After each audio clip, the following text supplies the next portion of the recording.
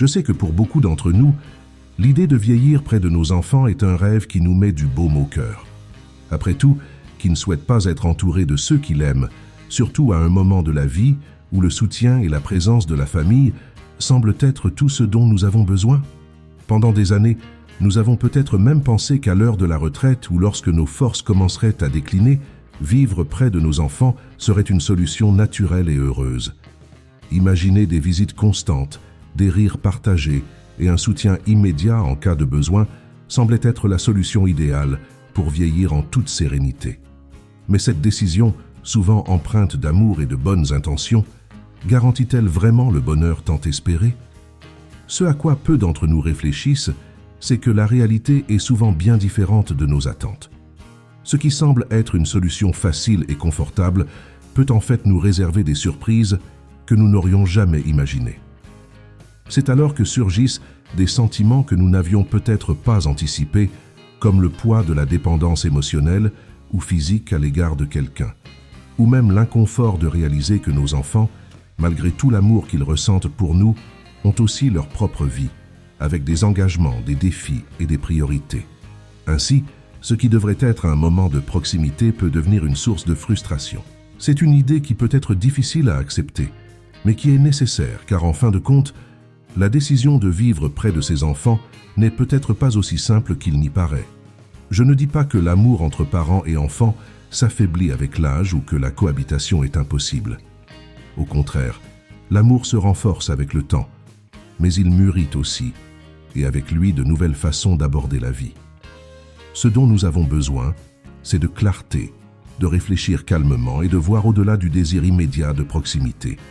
Car dans la pratique, la proximité permanente peut être source de défis pour les deux parties. Et souvent, ce que nous pensions être une sécurité finit par générer des angoisses que nous n'aurions jamais imaginées. C'est pourquoi, avant de prendre cette décision, il est essentiel de bien réfléchir aux conséquences sur notre bien-être et sur la relation avec nos enfants. Lorsque nous envisageons de vivre près de nos enfants, nous imaginons des moments de bonheur, de coexistence pacifique et de soutien inconditionnel.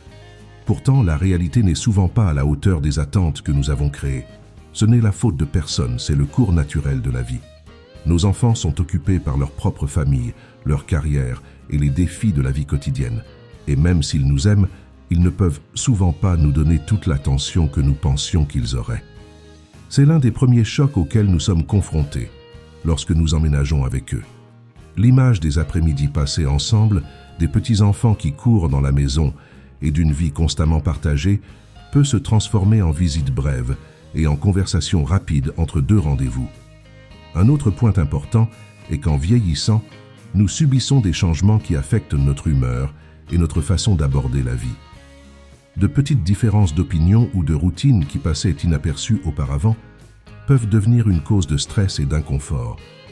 Peut-être aimez-vous vous lever tôt et profiter du calme du matin, alors que vos enfants vivent à un rythme plus rapide et n'ont pas le temps de faire ces pauses.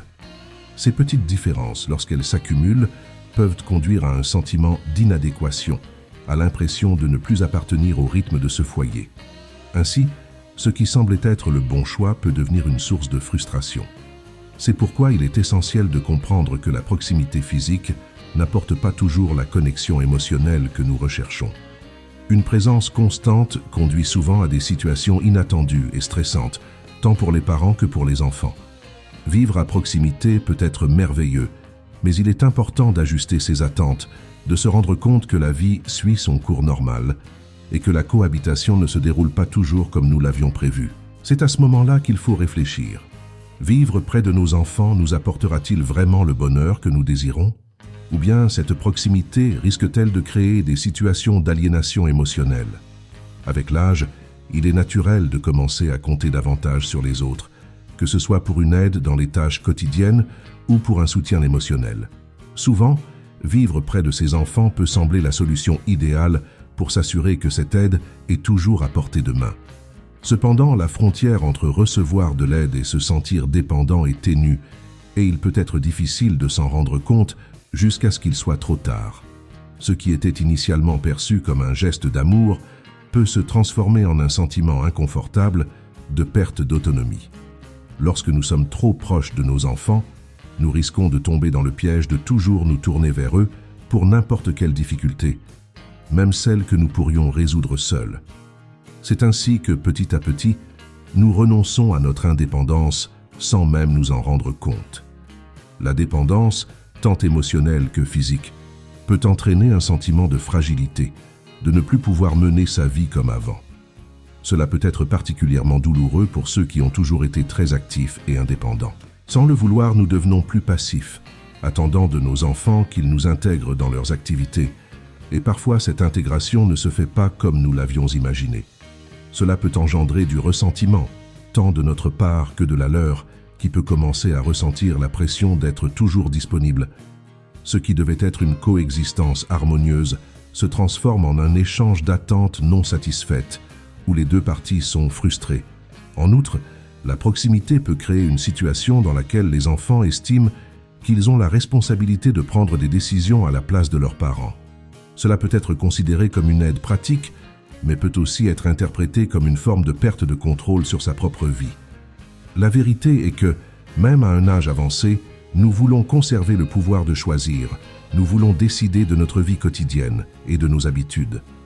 Lorsque cette autonomie est compromise, que ce soit par une dépendance émotionnelle ou physique, nous avons le sentiment de perdre quelque chose d'essentiel, notre liberté.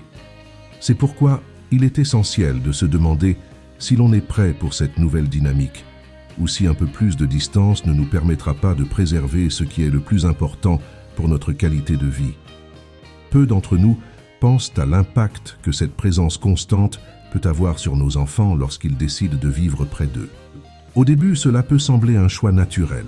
Après tout, ils nous aiment aussi et sont probablement prêts à nous aider.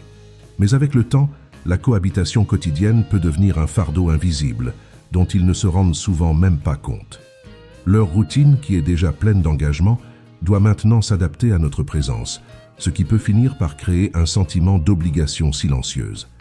Ils commencent à penser qu'ils doivent toujours être disponibles, et cette obligation peut progressivement conduire à une détresse émotionnelle.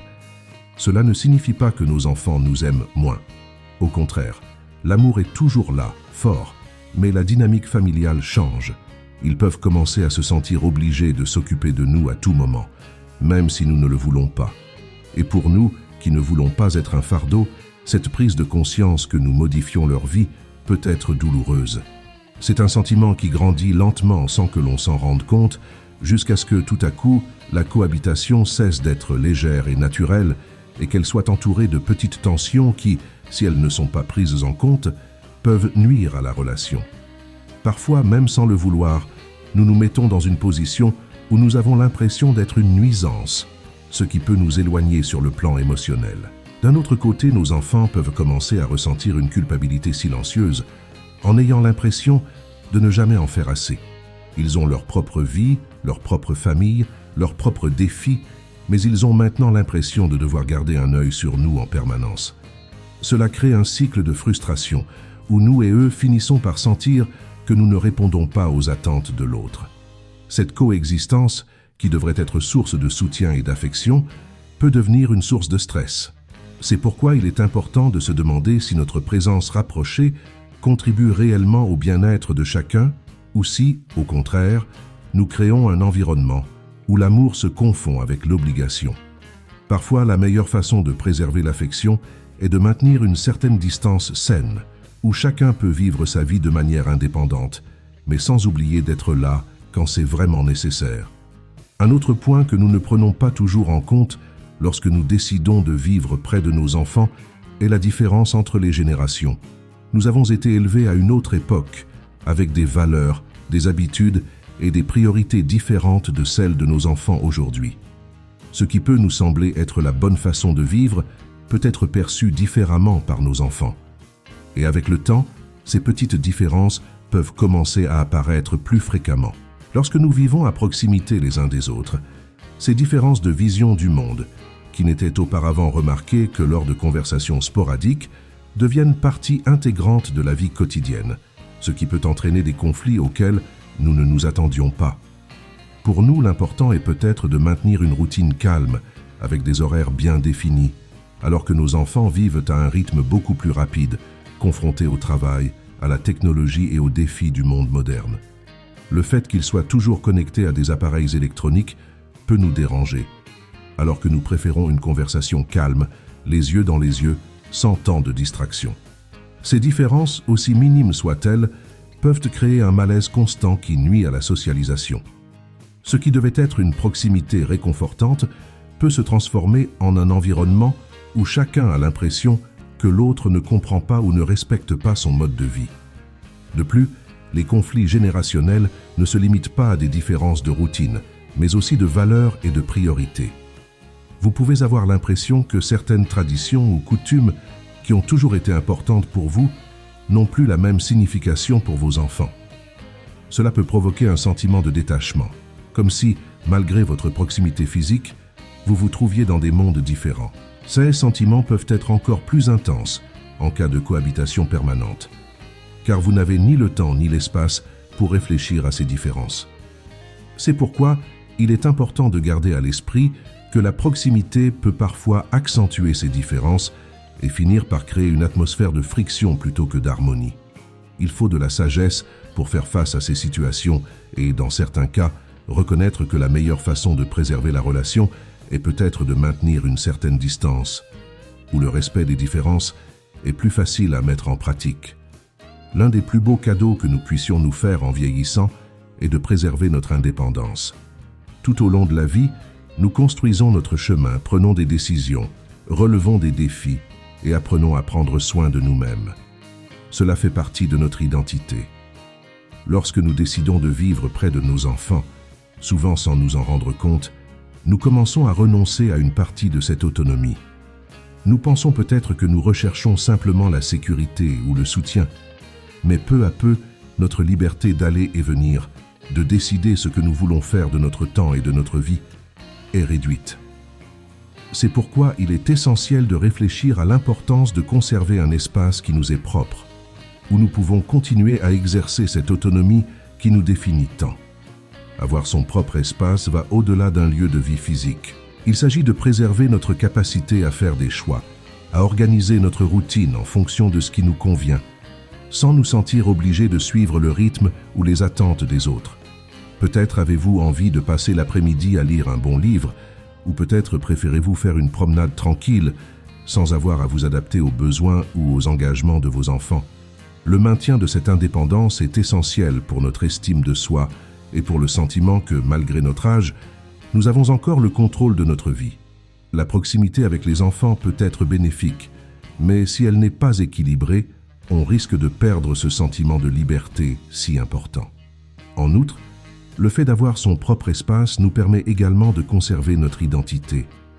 La vieillesse peut être une période de grands changements, mais cela ne signifie pas que nous devons laisser derrière nous tout ce que nous sommes et tout ce que nous avons construit. En conservant notre propre espace, qu'il s'agisse d'une maison, d'un appartement ou même d'une partie plus privée de l'environnement familial, nous protégeons notre individualité. Cela nous permet de continuer à cultiver nos intérêts, nos passions et de maintenir une routine dans laquelle nous nous sentons à l'aise. Sans cet espace, nous risquons de nous diluer dans la routine des autres, de négliger ce qui nous fait nous sentir vivants et épanouis. C'est pourquoi, même si nous vivons près de nos enfants, nous devons nous assurer que nous avons toujours notre petit coin où nous pouvons être qui nous sommes vraiment. Heureusement, il existe des moyens d'être proches de nos enfants sans sacrifier notre liberté. Le secret consiste à trouver un équilibre sain qui nous permette de maintenir un lien émotionnel et un soutien familial sans perdre de vue notre indépendance. L'une des solutions consiste à vivre dans un quartier qui permet des visites fréquentes tout en maintenant une certaine distance physique. Vivre dans des quartiers ou des villes voisines, par exemple, peut être une excellente solution. Ainsi, vous êtes suffisamment proche pour que les visites et les rencontres soient faciles, mais vous avez toujours votre propre espace et votre propre routine. La cohabitation devient ainsi plus légère et plus naturelle, sans la pression d'être toujours présent ou disponible. Une autre possibilité est le logement alternatif, comme les communautés pour personnes âgées, où vous pouvez avoir un environnement social actif et en même temps l'indépendance de décider de votre routine. Nombre de ces lieux proposent des activités sociales, culturels et de loisirs, créant un environnement où vous pouvez vous faire de nouveaux amis, vous adonner à de nouveaux passe-temps et vivre pleinement votre vie. En même temps, vous pouvez rester en contact avec vos enfants d'une manière saine, sans que la coexistence quotidienne ne vous épuise. Ce type d'arrangement permet à chacun de se sentir plus libre et plus heureux, avec la sécurité de savoir que le soutien familial est là en cas de besoin, mais sans le sentiment d'une obligation constante. Maintenir le lien sans renoncer à la liberté implique également une bonne communication. Il est important de parler ouvertement à vos enfants de vos attentes. Expliquez-leur clairement que vous accordez de l'importance à leur indépendance, mais que vous êtes disponible en cas de besoin. Cette conversation honnête peut éviter de nombreux malentendus et créer une dynamique familiale plus harmonieuse. Souvent, nos enfants veulent nous aider et être là pour nous, mais ils se sentent également dépassés par leurs propres responsabilités. En fixant des limites saines, tout le monde y gagne. Vous préservez votre liberté et ils ne se sentent pas obligés d'être toujours disponibles. Cet équilibre est la clé d'une relation familiale heureuse et durable où règne l'amour et le respect mutuel. Après avoir réfléchi à tous ces aspects, il est clair que vivre près de ses enfants lorsqu'on est âgé est une décision qui demande beaucoup de réflexion. Il ne s'agit pas seulement de proximité physique, mais aussi de préserver notre autonomie, nos relations et surtout notre bien-être émotionnel. Même si le désir d'être proche de ceux que nous aimons est très fort, nous devons nous rappeler que le vrai bonheur au troisième âge ne consiste pas seulement à être proche de nos enfants, mais à avoir une vie équilibrée, qui laisse de la place à notre indépendance et au soutien de la famille lorsque c'est nécessaire. Souvent, en nous rapprochant trop, nous risquons de perdre ce que nous apprécions le plus. Notre liberté de vivre comme nous l'entendons, de faire nos propres choix, de conserver notre individualité. Un choix judicieux dans la vieillesse est celui qui nous permet d'être émotionnellement liés à notre famille, sans compromettre notre liberté ou créer un fardeau pour nos enfants. Garder une certaine distance, qu'elle soit physique ou émotionnelle, peut être la clé pour préserver de bonnes relations et éviter l'usure qu'une cohabitation constante peut entraîner.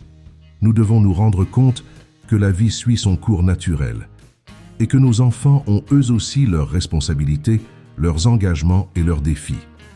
Nous ne pouvons pas exiger d'eux qu'ils soient toujours disponibles, tout comme ils ne doivent pas s'attendre à ce que nous renoncions à notre autonomie. C'est cet équilibre entre proximité et indépendance qui peut garantir à chacun une vieillesse plus heureuse et plus paisible. Avant de décider de vivre près de ses enfants, il est donc essentiel de réfléchir à ce que l'on souhaite vraiment pour cette étape de la vie. Qu'est-ce qui nous rend heureux? Qu'est-ce qui nous apporte la tranquillité d'esprit? La réponse réside parfois dans le maintien d'une distance saine, où l'amour et l'attention peuvent circuler avec légèreté, sans pression ni obligation. Chacun d'entre nous a un parcours unique dans la vieillesse, et le plus important est de trouver ce qui convient le mieux à notre vie et à nos relations familiales.